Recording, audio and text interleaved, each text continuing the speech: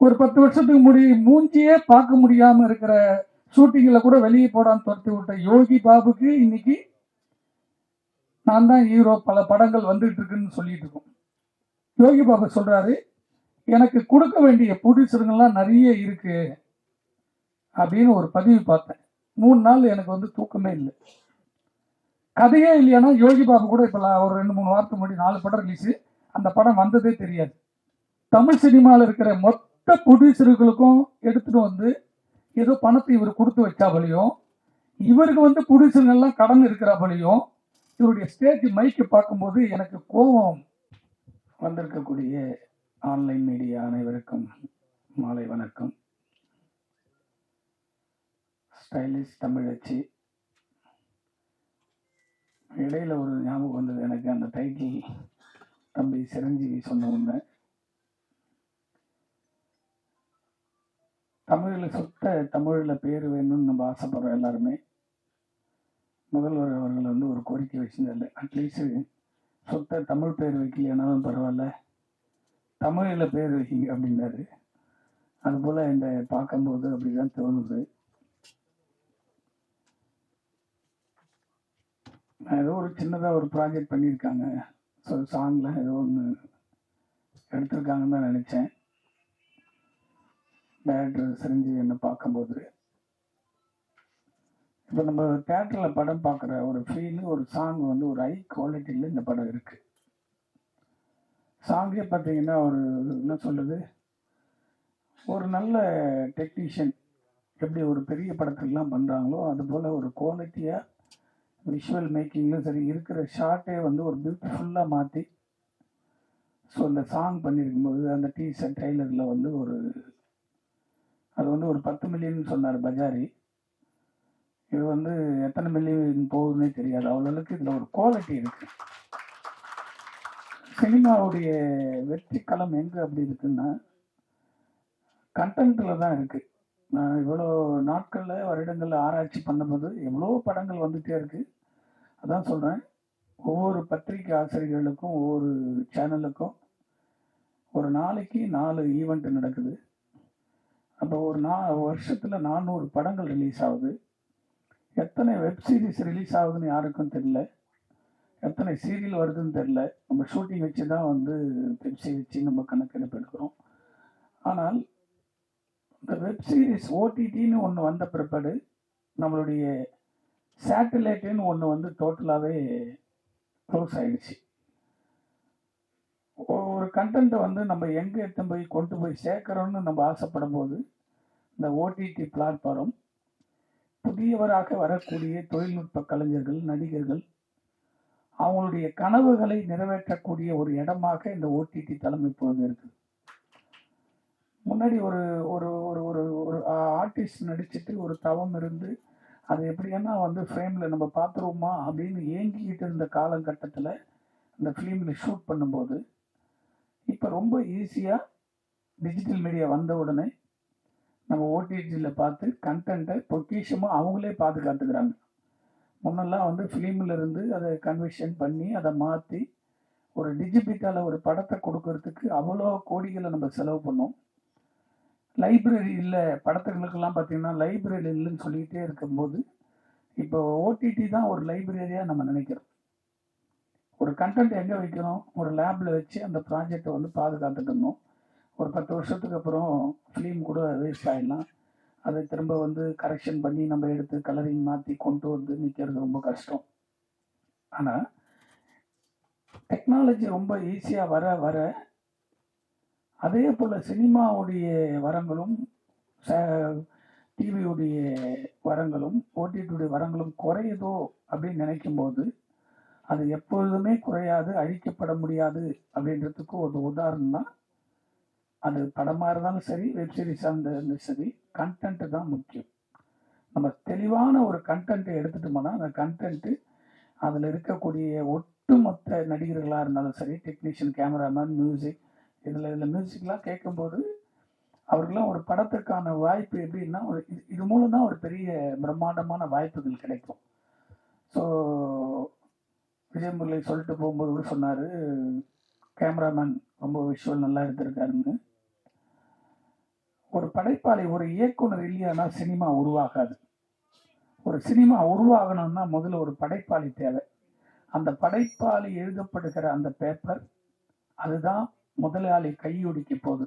அந்த முதலாளி தான் டேபிள் வச்சு அந்த ப்ராஜெக்டுக்கான டிசைன் பண்ணுறோம். எல்லாரும் சொல்லுவாங்க முதலாளியும் இயக்குனரும் இரண்டு கண்கள்னு சொல்லுவேன். நான் எல்லாருடைய ஸ்டேஜிலுமே ஒரு இயக்குனர் இல்லைன்னா ஒரு தயாரிப்பாளர் இல்லை, ஒரு தயாரிப்பாளர் இல்லைன்னா ஒரு இயக்குனர் இல்லை. அப்படி தயாரிப்பாளரே இல்லைன்னு சொன்னா ஒட்டுமொத்த சினிமாவும் இல்லை என்பதுதான் என்னுடைய ஒவ்வொரு ஸ்டேஜிலையும் நான் பேசுற ஸ்பீச். அப்போ இந்த விஷுவல் நம்ம பார்க்கிற போது ஒரு சின்ன ஒரு படம் பார்க்குற ஃபீல் எப்படி இருக்கோ அது போலதான் ஸ்டைலிஷ் தமிழச்சியுடைய குவாலிட்டியை சிரஞ்சீவி வந்து ரொம்ப அழகா பண்ணியிருக்காரு. நான் ஏதோ ஒரு சிம்பிளாக ஒன்று பண்ணியிருப்பாங்க அப்படின்னு தான் நினச்சேன். ஸோ ஒரு சின்னதாக இந்த படம் வந்திருக்கும் அப்படின்னு இந்த சாங் முதல்ல நான் பார்க்கும்போது ஒரு சாங்கும் ஒரு டீசர் எனக்கு காமிச்சாரு. அந்த விஷுவல் பார்க்கும்போது இதில் ஏதோ ஒன்று இருக்குது அப்படின்னு தோணுச்சு. அந்த கொரோனா காலகட்டத்தில் நம்ம எல்லாத்தையும் தேட்டரில் போகிறது எல்லாருமே மறந்துட்டோம். ஓடிடியில் web series part 1 part 2 part 3 ஹிந்தியில் வந்து நம்மளை ஒரு படைப்பாளியாக மனவேதனைப்படக்கூடிய காலகட்டத்தில் கூட நம்மளை மிக பொக்கிஷமாக பாதுகாத்தது, நம்மளுடைய கிரியேட்டிவ் கூடுதலாக உருவாக்குனது இந்த ஓடிடி தளம், இந்த வெப் சீரிஸ் தான். நிறைய அந்த 3 ஆண்டுகளில் நம்ம ஷூட்டிங் பண்ண முடியல, எதுவுமே பண்ண முடியலன்னும் போது அந்த ஓடிடியில் படங்கள் பார்த்து நம்மளே வந்து நம்ம ரெடி ஆகிட்டோம். அடுத்து லாக்டவுன் அதாவது சொல்லுவாங்களே, ஒரு பொண்ணை லவ் பண்ணி கல்யாணம் பண்ணி பிரேக்கப் ஆகிட்டா நம்மளுக்கு வந்து எவ்வளோ ஃபீல் இருக்குமோ, ஸோ அதுபோல் அழகாக டைரக்டர் கூட அதில் வந்து லிவிங் டுகெதராக ஸோ எப்போ ஒன்றுனா பென்ஷன் ஆகிட்டு ஓடிடுவாங்கன்றப்பல இந்த படங்கள் நம்மளை விட்டுட்டு போயிடுமோ, இதே போல் பிரேக்கப் நிறைய வந்துடுமோ கேப் பண்ணும்போது திரும்ப இந்த ஓடிடி வந்த உடனே ஒரு பொக்கிஷமாக தான் தெரிஞ்சது. நம்மளை உருவாக்குவதற்கு ஒரு ரொம்ப ஈஸியான பிளாட்ஃபார்மாக. அதே போல் நம்ம வந்து எவ்வளோ பெரிய ரெக்கமெண்டேஷன் போனாலும் எவ்வளோ பெரிய ஆளுங்களை பிடிச்சாலும் ஓடிடியோ சேட்டலைட்டோ கண்டென்ட் விற்கிறது ரொம்ப கஷ்டம். ஒரு நல்ல கண்டென்ட்டை எடுத்துட்டோம்னா வீட்டில் படுத்துருந்தா கூட நம்ம தேடி வந்து வாங்கிட்டு போவாங்க. இதுதான் இன்னைக்கு இருக்கிற மார்க்கெட். அது சின்ன படமாக இருக்கட்டும், பெரிய படமாக இருக்கட்டும். அது இப்போ நம்ம சீரியலில் கூட ஒரு எபிசோடு வருது, நம்ம மறந்துட்டு போயிடும். அந்த சீரியலுக்கு கூட பல வருடங்களாக ஒரு மார்க்கெட் இருக்கு. நம்ம ஒரு ராஜ் டிவியில் பார்த்தாலோ, சன் டிவியில் பார்த்தாலோ, இல்லை பொதிகையில் படம் பார்த்தா கூட, நம்ம ஒரு சீரியல் பார்த்தா கூட அதுக்கு ஒரு பொக்கிஷமாக எப்போ அதனுடைய வேல்யூ கூடுச்சுன்னா இப்போ இந்த ஒரு 6-7 வருடங்களில் அதுக்கும் ஒரு ப்ரைஸ் ஃபிக்ஸ் பண்ணுறது. ஓடிடின்னு ஒன்று வந்த பிற்பாடு தான் டிஜிட்டல் மீடியா நமக்கு தெரியாமே இருந்தது. அதெல்லாம் வந்த பேர் எவ்வளவோ லாங்குவேஜ் இருக்குது. 154 லாங்குவேஜில் நம்மளுடைய கண்டென்ட்டை டப்பிங் பண்ணுறாங்க. 154 லாங்குவேஜ். இதை கற்றுக்கிறதுக்கு பல ஆண்டுகள் நம்ம தியாகம் பண்ணணும்.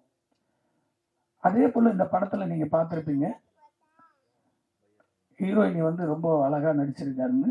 அவங்களுடைய பர்ஃபார்மன்ஸ் நான் பார்த்தேன். ஒரு சாங்கில் வந்து நடந்து வீட்டிலேருந்து வரும்போது அவங்களுடைய கை விரல்கள், அந்த ஷோல்டரு, ஃபேஸு, அவங்களுடைய ரியாக்ஷனு, ஒரு தபுவுடைய கலர் அவங்களுக்குள்ளே இருக்குது. அது எப்படி இருக்குன்னு தெரில, அது பெருசாக கூட தெரியலாம் இங்கே இருக்கிறவங்களுக்கு, ஆடியன்ஸுக்கு. ஆனால் இதே ஒரு நடிகை வந்து ஒரு பெரிய ஒரு ஸ்டார் ஹீரோ கூட நடிச்சிட்டாங்கன்னு வச்சுங்களேன், அப்போ எப்படி இருந்தாலும் ஆடியன்ஸ் பார்க்கறதுக்கு ரெடி ஆகுறாங்க. இப்போ வந்து இப்படி ஒரு நல்ல கண்டென்ட்டில் நடிச்சிருக்காங்களே அப்படின்னு பார்க்க வைக்கிறதுக்கு அதுக்கு கூட ப்ரொடியூசர் செலவு பண்ணி கொண்டு வந்து நிறுத்தக்கூடிய சினிமா இப்பொழுது உருவாகியிருக்கு.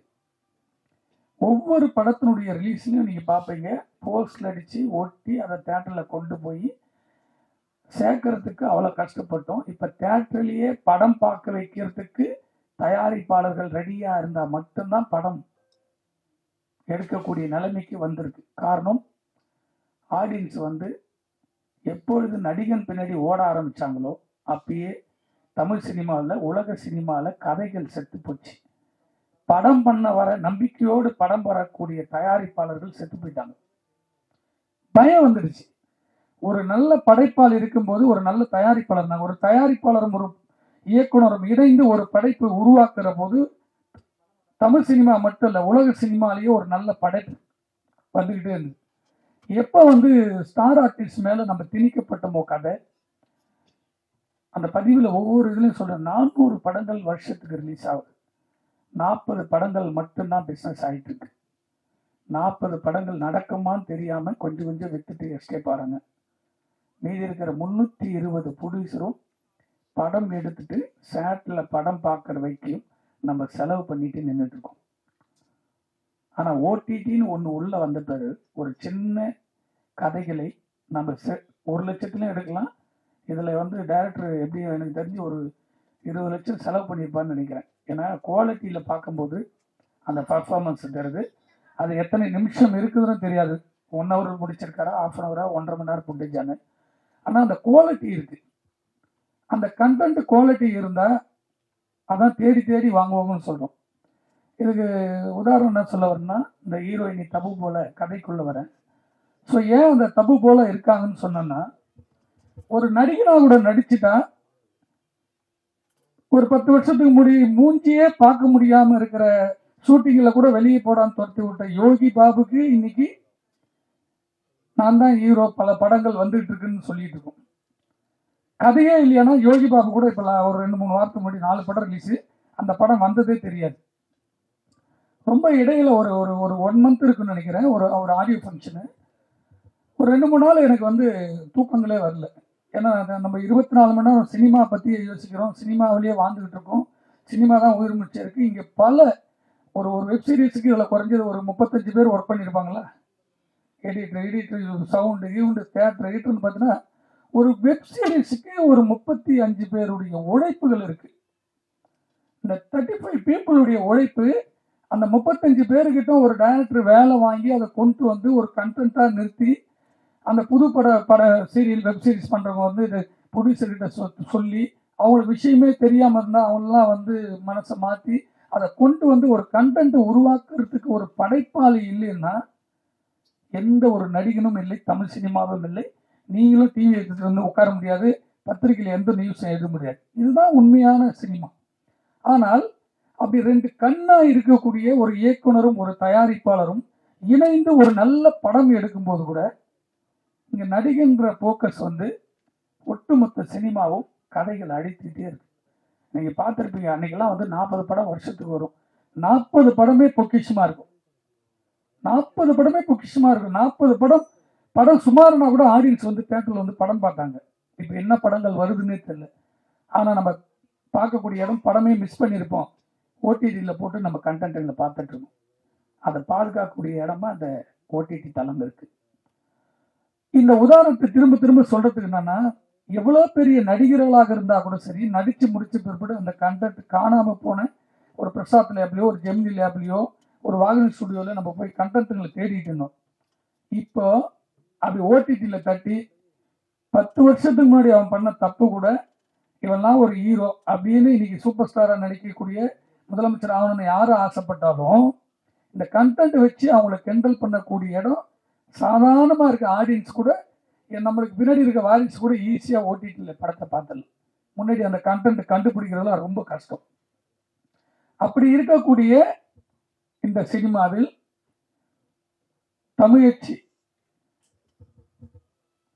இந்த இந்த இந்த ப்ராஜெக்ட்ல வந்து ஒவ்வொரு விஷயமும் பார்க்கும்போது இதுல இருக்கக்கூடிய கண்டென்ட் வந்து ரொம்ப ஸ்ட்ராங்கா இருக்குமோ, போஸ்ட் அடிக்க தேவையில்லை, தேட்டரில் வினையில் வைக்க தேவையில்லை, ஆடியன்ஸ் கூட்டு வந்து உட்கார வைக்க தேவையில்லை.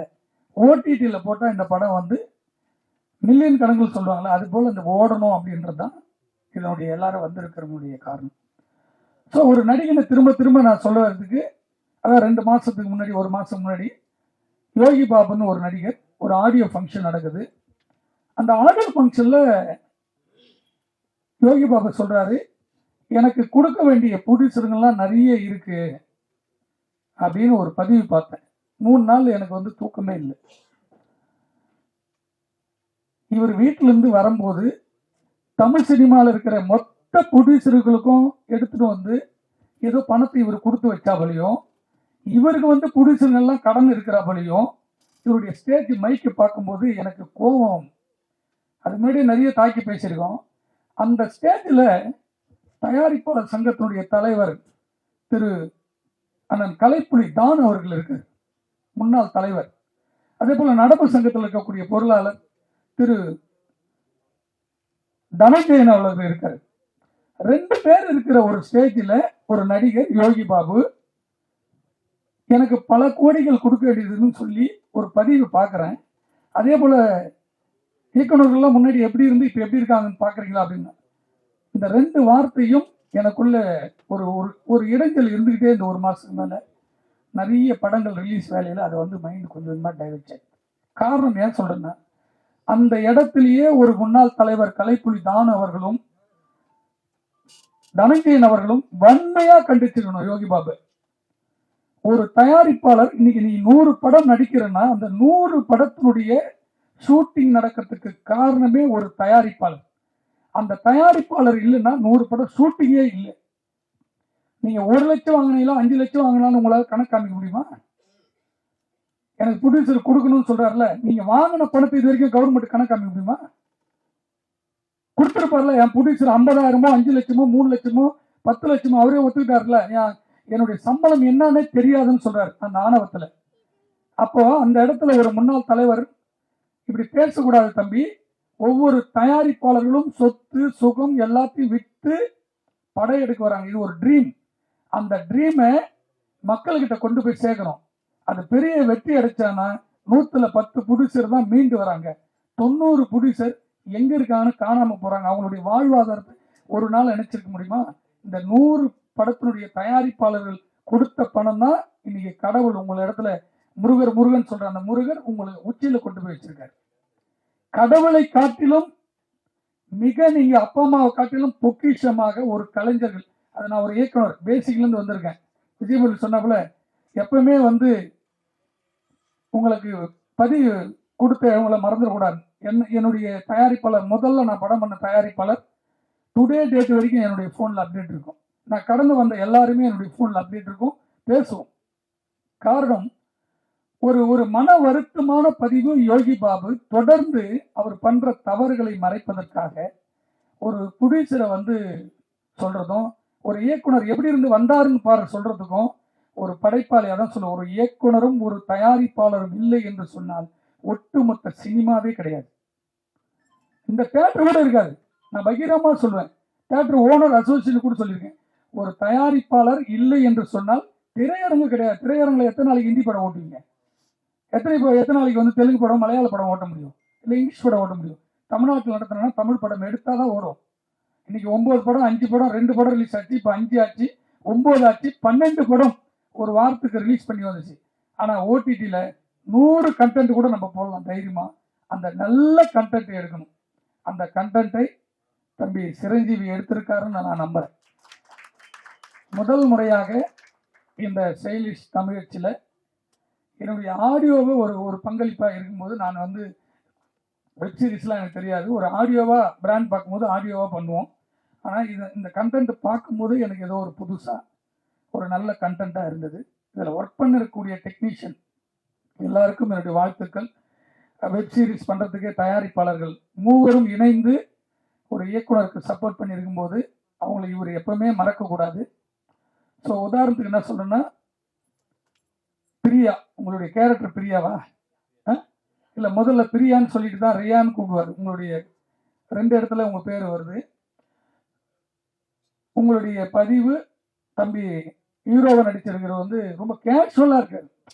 அவர் அந்த பொண்ணுடைய இம்ப்ரெஸ்லேயே இருந்தால் கூட கதையோடு வரும்போது அப்படியே கேஷுவலாக ஒரு அழகான பெண்ணை பார்த்தோன்னே எப்படி மயங்கி இருக்கிறாரோ அதுபோல் அந்த கதையில் ரொம்ப யதார்த்தமாக நடிச்சிருக்கீங்க 2 பேருமே. ரொம்ப அழகான ஒரு வெப் சீரிஸ் இது.